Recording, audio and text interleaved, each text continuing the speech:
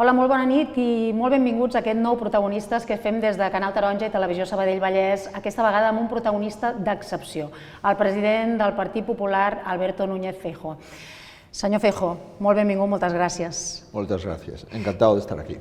Bé, ens agradaria molt que ens expliqués com ha arribat avui fins aquí a Granollers, com ha vingut. Bueno, he venido a Granollers, tenía mucho interés en ver las instalaciones y cómo funcionan las rodalías en Cataluña. He venido en tren desde Barcelona y he hecho una visita a una de las fábricas del Grupo Gallo, donde bueno, pues hemos comprobado que es una gran empresa.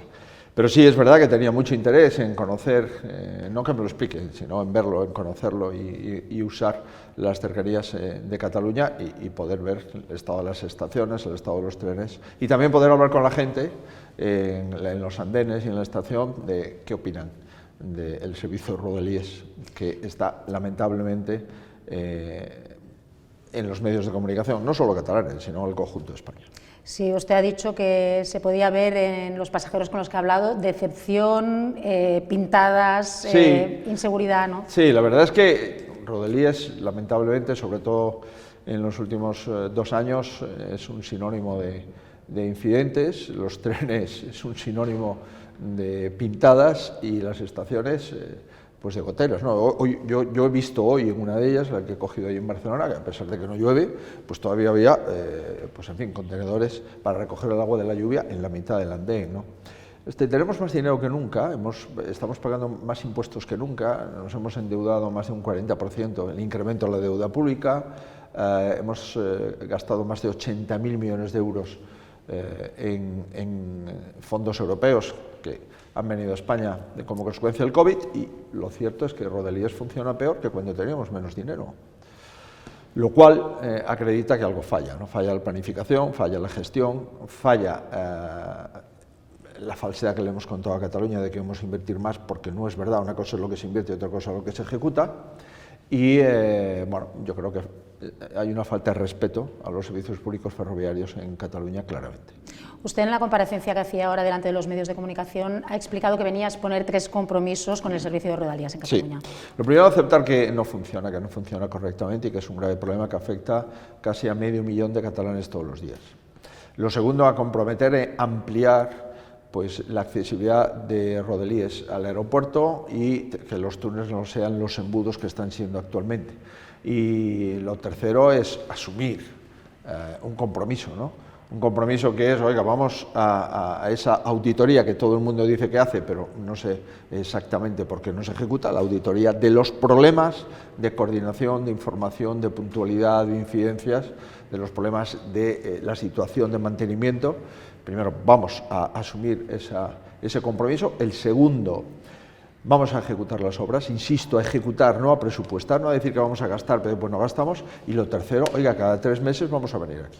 Cada 3 meses vamos a hacer una comparecencia del ministro de Transportes, el que esté, y vamos a decirle a Cataluña, oiga, en los últimos 90 días hemos hecho esto en rodalíes, ¿no? Y este es un contrato que yo tengo interés, porque he sido vicepresidente de un gobierno autonómico durante algún tiempo y he llevado infraestructuras, pues he sido presidente mucho tiempo, y las cosas, si tienen prioridad, si tienen seriedad y si tienen seguimiento y control, las cosas se hacen. Usted ha mencionado que el tema de rodalías es un problema estructural que tiene Cataluña, realmente ahora nos lo está mencionando también, y lo ha relacionado con los 8 años de gestión de gobierno de Pedro Sánchez, que ha dicho que es un auténtico desastre y que lo que hace falta es cambiar el tipo de gestión que se hace. Bueno, es verdad que rodalías no se ha invertido lo suficiente desde hace muchos años.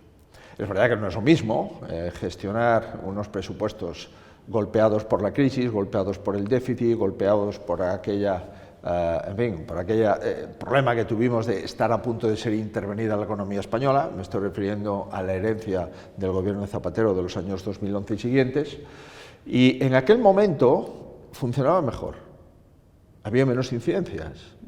Bueno, pues dice, oiga, ¿Se invirtió menos? La respuesta es sí, pero si cogemos la inflación acumulada desde el año 2018 hasta ahora y vemos realmente la ejecución material de obra, estamos prácticamente como en la época de crisis, con la diferencia de que en una época de crisis todo el mundo tiene menos dinero y en una época de incremento masivo de la recaudación, porque los impuestos han subido y porque, como digo, hemos recibido 80.000 millones extra de fondos europeos y hemos metido 500.000 millones más de deuda pública. Oiga, esto es inadmisible.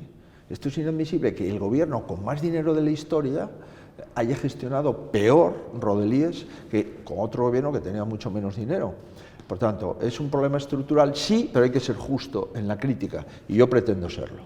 No es lo mismo gestionar un país con una profunda crisis como consecuencia del gobierno anterior que gestionar un país en el que todo el mundo paga más impuestos, en el que la gente ha pedido poder adquisitivo y en el que hoy, por ejemplo, pues adquirir una vivienda es una cuestión prácticamente para una persona menor de 40 años imposible, ¿no? Mire, en el año 2016, 2015, 2014 se podía adquirir una vivienda a pesar de la crisis mucho más fácil que ahora, en el año 2025, 2026, insisto, con mucho más dinero público que nunca. Precisamente usted ha mencionado como problemas que realmente preocupan a la gente y a los que no se está dando respuesta, pues el de la vivienda, el de la presión migratoria, la falta de poder adquisitivo, a pesar que la economía está en buenos índices, pero la falta de poder adquisitivo que notan los ciudadanos. También ha mencionado la seguridad. ¿Cómo se puede dar un cambio de rumbo a todo esto, según su parecer?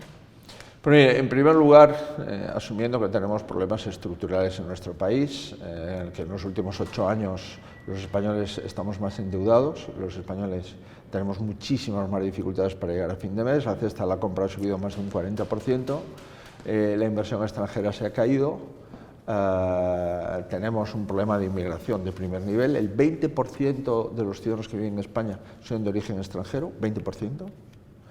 De ese 20% ya 5 puntos ya están nacionalizados, porque son personas que han nacido aquí.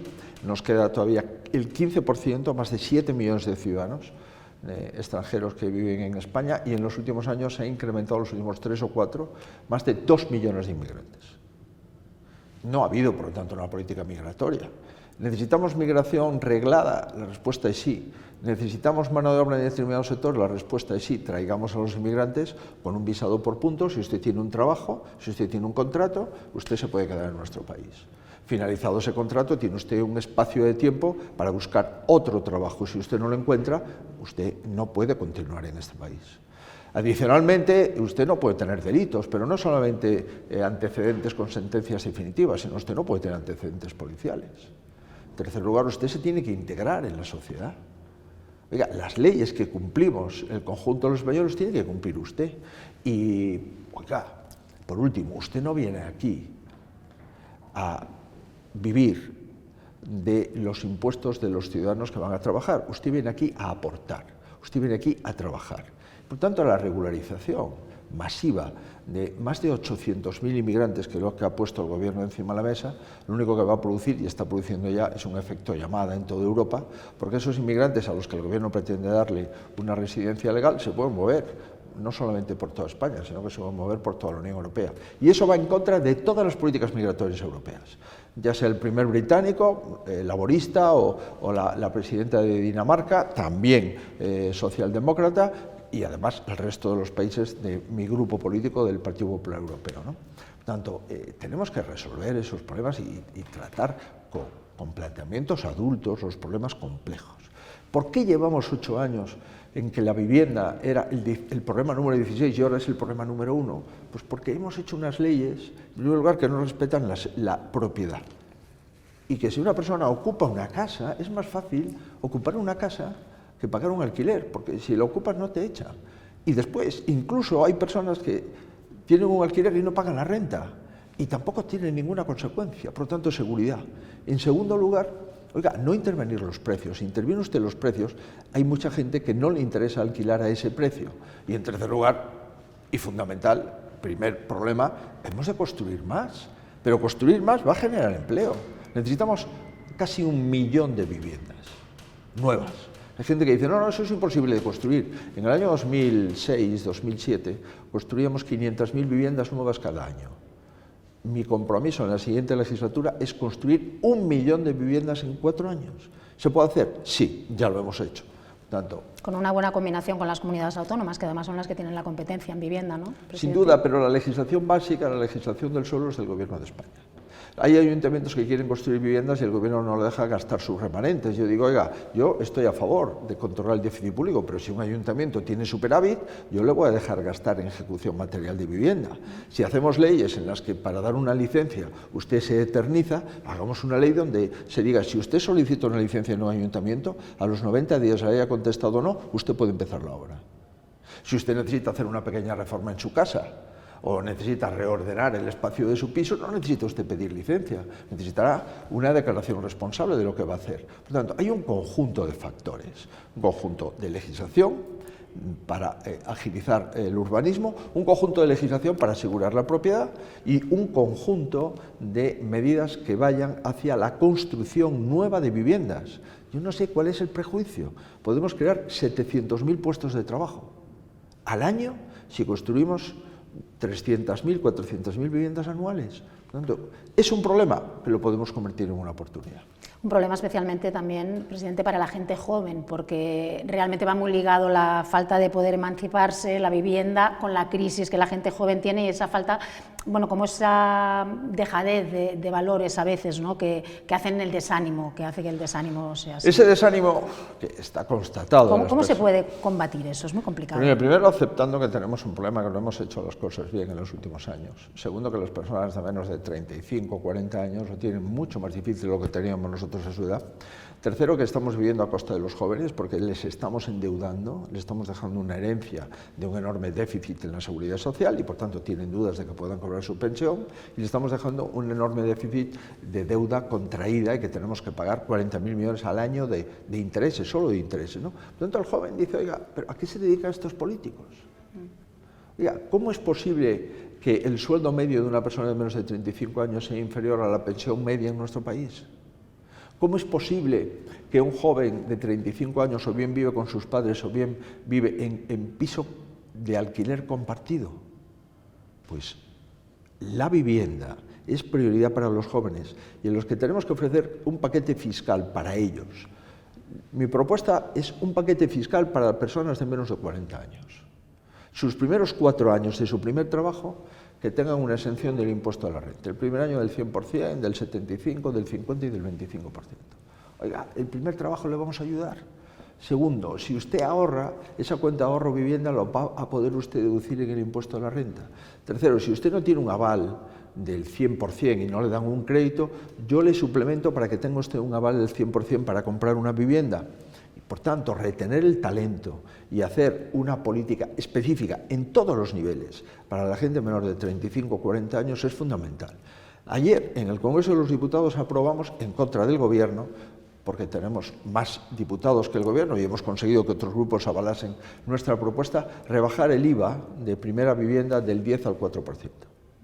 En las comunidades autónomas donde gobernamos, una vivienda de segunda mano, pues ya hemos rebajado el impuesto de transmisiones del 10 al 4%. Cuando llegamos, por ejemplo, a Cataluña, que es el lugar donde se pagan más impuestos, donde la Generalitat le pone a sus ciudadanos más impuestos que ninguna otra administración pública, observamos pues, que los impuestos están el doble en algunos casos que en el resto de España, ¿no? Por tanto, es importante un paquete fiscal y un paquete de medidas para la gente de menos de 40 años y aceptar que no podemos vivir a costa de los jóvenes. Y hoy por hoy, muchas de las políticas actuales las dejamos a deber. Y por tanto les dejamos un enorme problema de gestión futura de los servicios públicos en España. Habla el señor Feijóo de una medida que se aprobó ayer en el Congreso de los Diputados y precisamente ayer pues, hubo bastante bronca en el Congreso por todo el tema del número 2 de la Policía Nacional y esta dimisión que pedían ustedes del ministro Marlaska, de quien decían que tenía que saberlo, ahora matizado diciendo si no lo sabías que era un incompetente porque se ha rodeado de este señor desde hace muchísimos años, ¿no? Pero es que es muy triste y muy sintomático el ver que el jefe de la Policía de España es un señor acusado de violación. Pero, claro, esto lo decimos... ¿Cómo? Sí, el jefe de toda la Policía Nacional de España es un señor acusado de violación con unos hechos producidos casi hace un año, con una querella que presenta la presunta víctima desde hace 5 semanas. Y ya hemos conocido que el número 2 de ese jefe de la policía intentó persuadir a la víctima de no presentarse la denuncia. Y hemos visto, porque eso es público y notorio, que desde el año 2018 este señor, jefe número 1 de la policía, es el que ha puesto el ministro Marlaska, y que llegada la edad de jubilación le prorroga la edad de jubilación por primera vez en la historia de la policía española y le deja seguir teniendo el mando de todos los policías a pesar de haber cumplido los 65 años. Y dicen que no se sabe. O sea, que el servicio de asuntos internos de la policía española no sabe nada de esto, de que un mando presuntamente ha violado a una policía que depende de él, y esto no se comenta en ningún momento. Y esta policía que va a un servicio de atención a la violencia machista, que después coge la baja, que le retiran el arma y que está de baja, no hay ninguna información. Mire, veremos hoy algún medio de comunicación publica en titular que desde hacía 7 meses el señor Marlaska conocía los hechos. El señor Marlaska, que no es la primera vez que nos miente, lamentablemente, pues dice que no. Pues mire, si no los conoce, usted es un incompetente. Y desde luego usted no puede llevar la seguridad de nuestro país. Pero es que además con el señor Marlaska coinciden muchas cosas, ¿no? Los muertos de la valla de Melilla, el desastre con resultado de muerte de policías en el sur de Andalucía, en la zona de la Costa del Sol y adyacentes, como el tema de droga y la política penitenciaria, ¿no? Es que hay personas que han asesinado a otras con penas de prisión de 400 años que están en la calle. Ayer salió a la calle un señor que había asesinado a Gregorio Ordóñez. Mira, ministro, antes de esto, en nuestra opinión, no estabas siendo merecedor de tu cargo. Después de esto, tu máxima persona de confianza y el jefe de la policía española, acusado por violación, eso es incompatible con seguir siendo ministro de Interior. Si tiene responsabilidad penal de encubridor o no, eso ya lo veremos. Pero que desde luego hay indicios racionales para no creernos que este ministro no se entera de nada, lo mantengo. Señor Feijóo, en referencia ya a Cataluña, usted ya ha observado, y hoy cuando ha hecho su comparecencia lo ha dejado muy claro, que los problemas que más preocupan a la gente son los problemas cotidianos. O sea, hemos dejado de hablar ya de independencia de la manera que lo hacíamos hace unos años y ahora se habla de los problemas que realmente le preocupan a la gente. Y usted ahí tiene un espacio que el PP no sé si puede recuperar en Cataluña, porque en las últimas contiendas electorales autonómicas pues el PP no ha ido al alza, sino que tiene la competencia de Vox, y ahora se ha añadido otro partido que también se postula hacia la derecha, que es Alianza Catalana. No sé cómo ve usted este panorama en Cataluña. Bueno, vamos a ver, Montse, yo discrepo, ¿no? ¿Por qué? Porque el PP ha ido al alza, porque cuando yo llegué el PP tenía 3 diputados y ahora tiene 15 en el Parlamento. Eso es verdad, sí. Bueno, no, son las últimas encuestas a lo que me refería, perdón. Sí, y en las elecciones generales, nosotros en el año 23 hemos sacado más votos que Esquerra, hay más votos que Junts. Sí, es verdad. Es verdad que ellos han sacado diputados en Girona y en Lleida, y nosotros ahí no hemos tenido nuestras expectativas, pero en número de votos tenemos más que Junts y que Esquerra, ¿no? Por tanto, oiga, cuidado, hay muchos catalanes que creen que el PP es una solución para el gobierno de España y que ha multiplicado por 5 de 3 a 15 escaños en el Parlamento, ¿no? Por tanto, primera consideración. Segunda, oiga, el PP somos el partido mayoritario de España. Gobernamos para el 70% de la población. Y mi objetivo es que el PP sea un partido importante en Cataluña. Porque o toda España está equivocada, o quizás aquí no la estamos haciendo todo lo bien que debemos, ¿no? Pero claro, si usted se coge ahora el tren conmigo, aunque en fin, cogerlo en tren en España en este momento es una decisión de cierto riesgo, pero bueno, ayer venimos muy despacio y por lo tanto con 40 minutos de retraso pues el riesgo se minora, pero si usted coge, oiga, atravesamos Aragón, donde gobierna y acabamos de ganar, y nos podemos ir a Valencia, nos podemos ir a La Rioja, podemos bajar a Andalucía o a Extremadura o a Castilla y León o a Galicia o a Cantabria o a Canarias o a Baleares y llegar a Madrid y gobierna el Partido Popular, ¿no? Por tanto, nuestro objetivo desde luego es ensanchar el partido en Cataluña. Es verdad que ha salido pues, de determinados partidos. Yo creo que el partido más perjudicado por estas decisiones y por estos nuevos planteamientos es Junts. Creo que Junts ha hecho un pésimo negocio político poniendo al señor Sánchez de presidente de gobierno después de perder las elecciones, porque al final, no nos olvidemos, quien ha decidido que Sánchez sea el presidente del gobierno y que yo no lo sea, ha sido Junts. Bueno, y al final la pregunta es, ¿esto le ha venido bien a Junts? Y yo digo, ¿le ha venido bien a Cataluña? Mi respuesta, no. Ahora, vamos a ver lo que pasa y vamos a ver qué es lo que ocurre. Nosotros estamos insistiendo en que tenemos un proyecto para Cataluña, que Cataluña nunca va a funcionar si España no funciona. Pero añado, España no va a tener la velocidad y la prosperidad necesaria si Cataluña falla. Por tanto, estamos absolutamente alineados y yo he dicho, yo quiero ir a Cataluña todos los meses y no hay un solo mes que venga una o dos veces. He sido presidente autonómico mucho tiempo de Galicia, tenemos una cultura asimilable, oiga, somos bilingües, tenemos una identidad cultural muy fuerte de muchos siglos, vemos España desde la periferia, creo que entiendo mejor que otro político que haya nacido quizás en el centro de España el planteamiento catalán y por tanto yo le tengo muchísimo cariño y mucho respeto a esta tierra. Señor Feijóo, para acabar, me gusta esta reflexión que ha hecho como final, pero permítame que le pregunte otra cosa, que es en referencia a Junts, porque parece que sea aquella bisagra que se necesita para que el gobierno de Pedro Sánchez caiga y el Partido Popular pueda tirar para adelante con un gobierno alternativo al que hay ahora. ¿Cree que eso está muy lejos? Porque realmente vamos viendo ese escenario, pero todos nos lo preguntamos, ¿no? Ahora, por ejemplo, con la prohibición del burka y el niqab, dijeron que no, pero ahora van a presentar otra propuesta. Sí. Parece que hay como algunos momentos de acercamiento, ¿no? Pero... Bueno, a ver, el Gobierno ha tenido más de 150, 160 derrotas en el Congreso de los Diputados. Eso solamente puede ocurrir si Junts vota con nosotros, o si quiere usted, nosotros votamos con Junts, eso me da exactamente igual. Pero yo creo que los planteamientos fiscales, económicos, industriales, energéticos de Junts son mucho mejor que los planteamientos de Esquerra. Lo digo como lo siento, Ahora bien, Junts tiene que decidir qué quiere hacer. Si quiere hacer un satélite de Sánchez, que ya lo es, bueno, pues puede seguir, en mi opinión, desangrándose políticamente. Si lo que quieren es liderar una parte de la política catalana y ser influyentes en un proyecto que es la mejora de Cataluña desde la política nacional, pues también lo puede hacer. Ahora, en mi opinión, pues Sánchez les engañó, Sánchez les utilizó, está intentando consolidar al Partido Socialista de Cataluña en la Generalitat a pesar de su inacción y Junts se está desangrando políticamente, por tanto ha hecho un pésimo negocio, ¿no? Ahora, nosotros estamos en contra del cierre de las centrales nucleares en Cataluña.